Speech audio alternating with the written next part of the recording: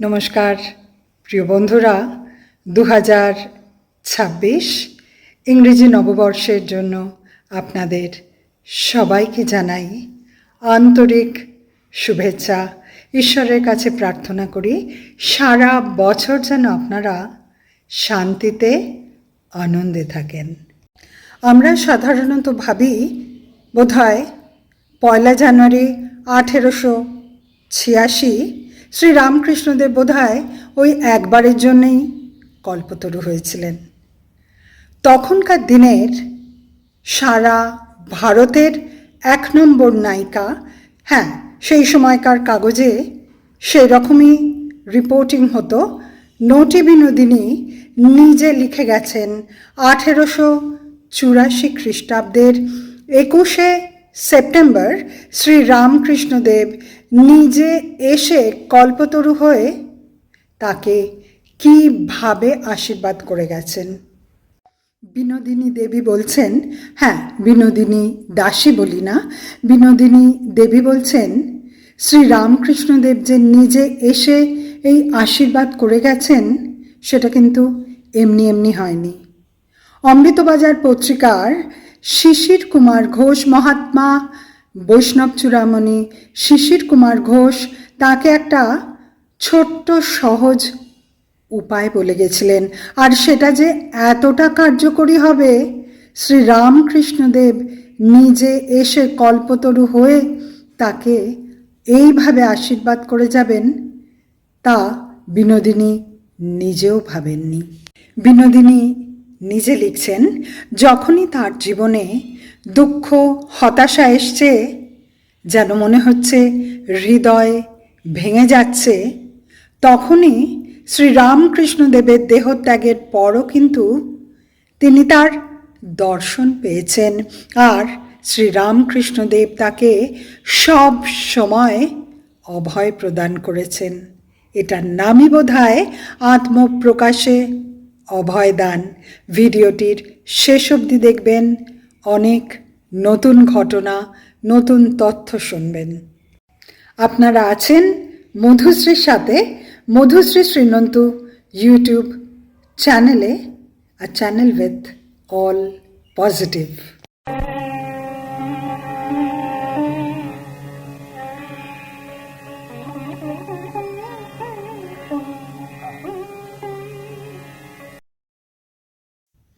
বিনোদিনী লিখছেন, গিরিশবাবুর থিয়েটারের বেশ সুনাম হয়েছে, আর যতই সুনাম ছড়িয়ে পড়তে লাগলো, গিরিশবাবু মহাশয় ততই যত্নে আমাকে নানা রকম সৎ শিক্ষা দিয়ে কার্যক্ষম করে তোলার চেষ্টা করতে লাগলেন।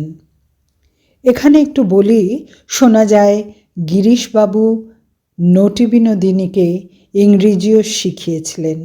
যা হোক, সেইবার চৈতন্যলীলা লেখা হলো, আর এর শিক্ষা কার্যও শুরু হয়ে গেল।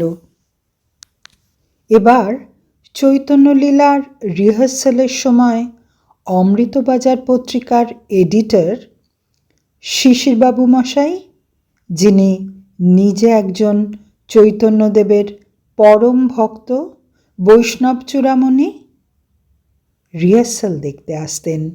শিশিরবাবু বলতেন, এইসব দেব চরিত্র করতে গেলে ঈশ্বরীয় শক্তির সাথে সংযুক্ত হয়ে অভিনয় করা উচিত, আর তার জন্য তিনি আমাকে বারবার বলতেন, এর একটাই উপায় আছে, তুমি গৌর মানে চৈতন্যদেবের পাদপদ্ম চিন্তা সব সময় করবে। তিনি অধম তারণ, পতিত পাবন, পতিতের ওপর তার অসীম দয়া। এই কথা শুনে আমিও সব সময় ভয়ে ভয়ে মহাপ্রভুর পাদপদ্ম স্মরণ করতাম।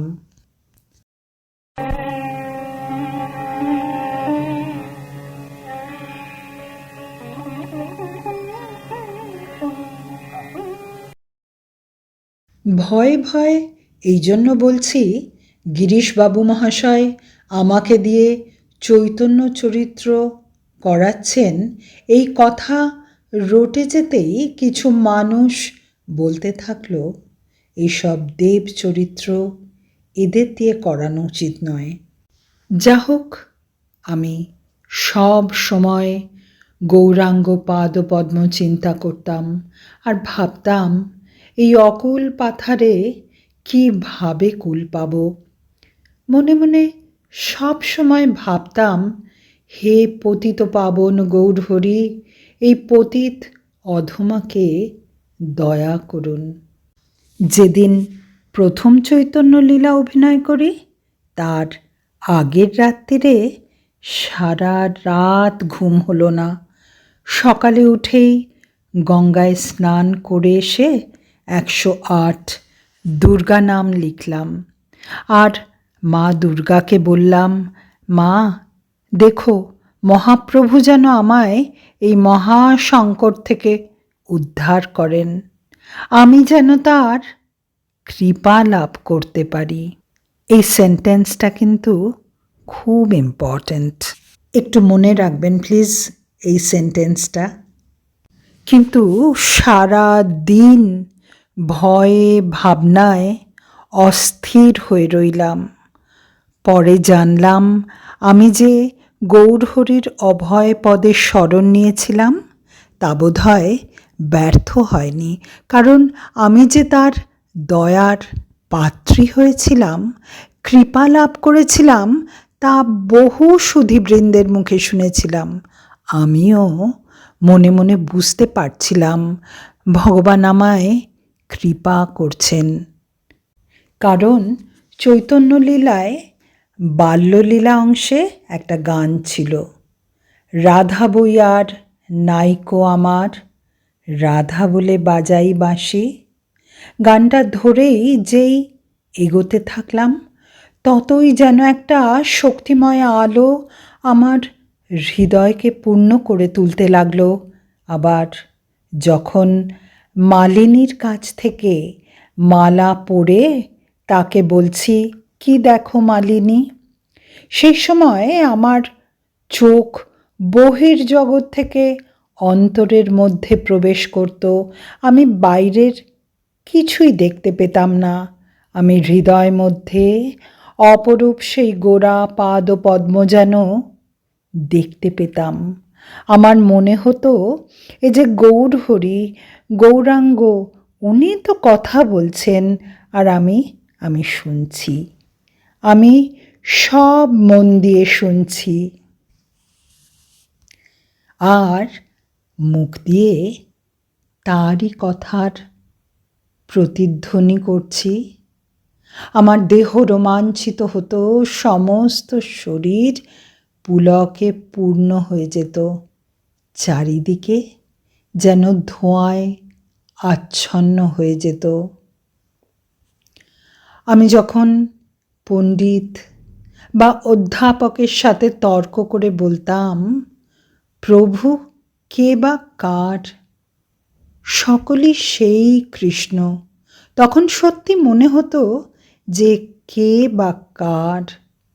পরে যখনই উৎফুল্ল হয়ে বলতাম, গয়াধামে হেরিলাম বিদ্যমান, বিষ্ণু পদপঙ্কজে করিতেছে মধুপান, কত শত কোটি অশরীরী প্রাণী,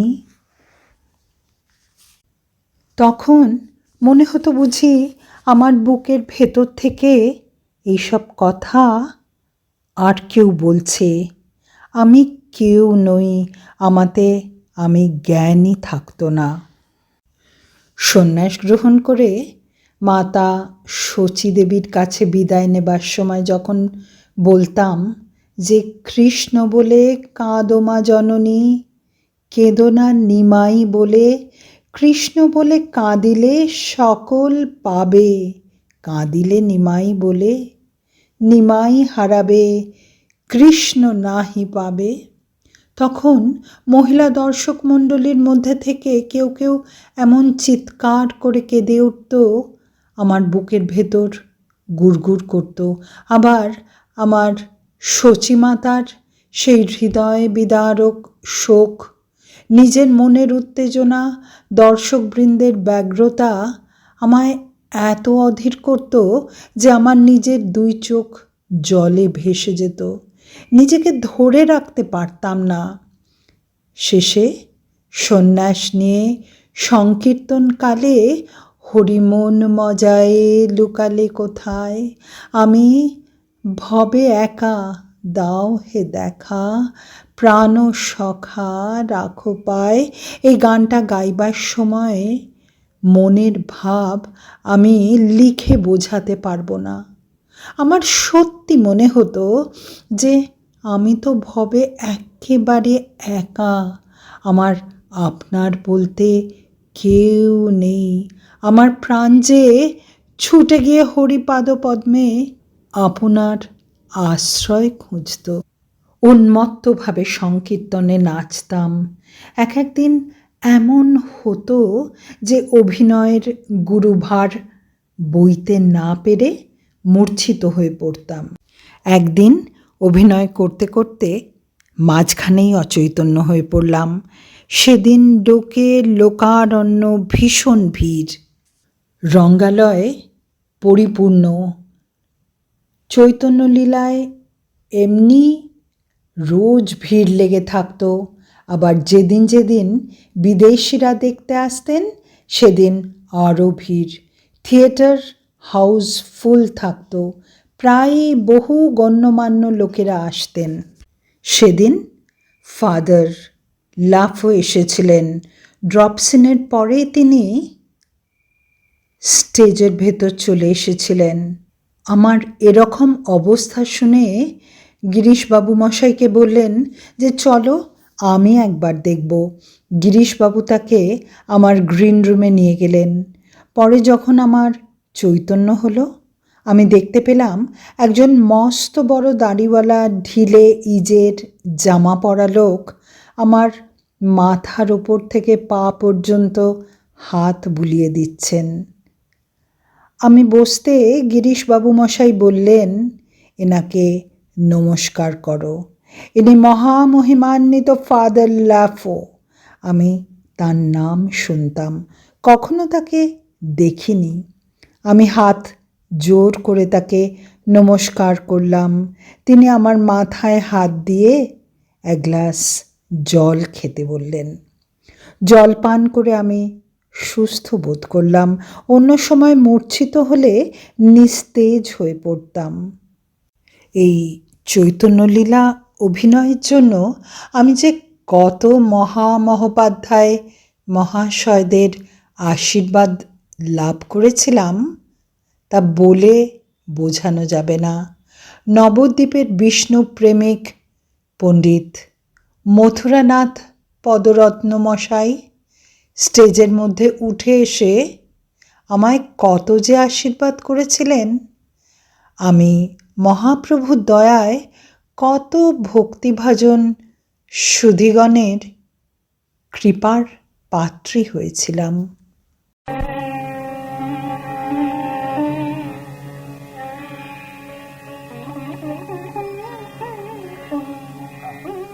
কিন্তু এত মানুষের কৃপা পাওয়ার পরও আমি বলবো, চৈতন্যলীলায় অভিনয়ের আমার সবচেয়ে শ্লাঘার বিষয় এই যে আমি পতিত পাবন শ্রী শ্রী পরমহংসদেবের দয়া পেয়েছিলাম। আমার কাছে এর থেকে বড় কৃপা আর কিছুই ছিল না। কেননা সেই পূজনীয় দেবতা চৈতন্যলীলা দর্শন করে আমায় তার শ্রীপাদপদ্মে আশ্রয় দিয়েছিলেন। অভিনয় শেষ হতে আপিস ঘরে যখন আমি গিয়ে তার সাথে দেখা করলাম, তিনি প্রসন্ন বদনে উঠে নাচতে নাচতে বললেন, হরি গুরু গুরু হরি, বল মা বল, হরি গুরু গুরু হরি। তারপর তার দুই হাত আমার মাথার ওপর দিয়ে আমার পাপ দেহকে পবিত্র করে বললেন যে মা, তোমার চৈতন্য হোক। তার সেই সুন্দর প্রসন্ন ক্ষমাময় মূর্তি আমার মতো অধম জনের প্রতি কি করুণাময় দৃষ্টি। পাতকী তারণ পতিত পাবন যেন আমার সম্মুখে দাঁড়িয়ে আমায় অভয় দিচ্ছেন।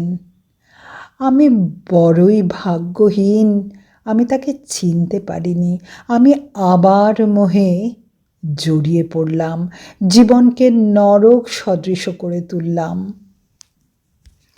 কিন্তু এই এত বড় আশীর্বাদ পাওয়ার সাথে সাথে আমার মনে পড়ল ওই যে আমি 108 দুর্গা নাম লিখে মায়ের কাছে বলেছিলাম, মা দেখো মহাপ্রভু যেন আমায় দয়া করেন, আমি যেন তার কৃপা লাভ করতে পারি।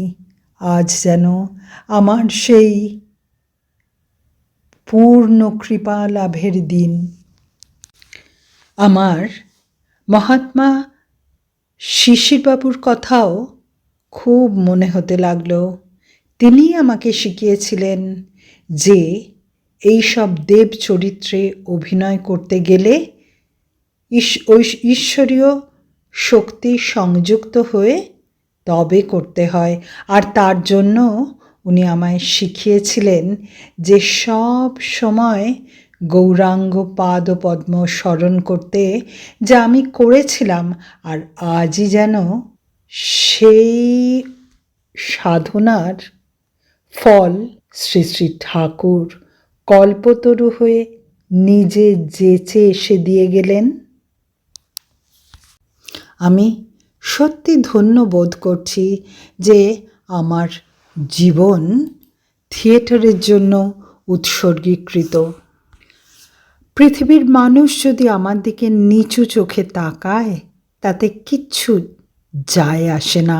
আমি পরম শ্রদ্ধেয় শ্রী শ্রী রামকৃষ্ণ পরমহংসদেবের কৃপা লাভ করেছি। তাঁর ঐশ্বরিক আশাবাদী বার্তা হরি গুরু, গুরু হরি এখনও আমাকে আশা দেয়। যখন আমি আমার হৃদয়ের অসহনীয় যন্ত্রণা ভোগ করি তখন আমি দেখতে পাই যে শ্রীরামকৃষ্ণের সর্ব ক্ষমতাবান করুণাময় রূপ আমার অন্তরে আবির্ভূত হয়ে আমাকে বলছেন, বল হরি গুরু, গুরু হরি। চৈতন্যলীলার অভিনয়ের পর তিনি কতবার থিয়েটারে এসেছিলেন ঠিক করে আমি তা মনেও করতে পারি না। তবে থিয়েটার বক্স সিটে আমি তার করুণাময় আনন্দময় মুখটা বেশ কয়েকবার দেখেছি। আরও একদিনের কথা খুব মনে পড়ে, যখন তিনি অসুস্থ হয়ে শ্যামপুকুরে একটা বাড়ি ভাড়া নিয়ে ছিলেন। আমি তার শ্রীচরণ দর্শন করতে গেছিলাম।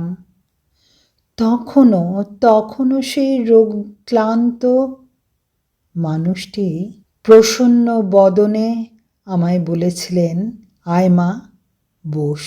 আহা, কি স্নেহপূর্ণ কথা! এই নরকের কীটকে যেন ক্ষমার জন্য সতত আগোয়ান। আমি তাই কৃতার্থ। কল্পতরু শ্রীরামকৃষ্ণ আমার সাধারণ ছোট্ট একটা সাধনায় প্রসন্ন হয়ে এত বড় আশীর্বাদ করে গেলেন।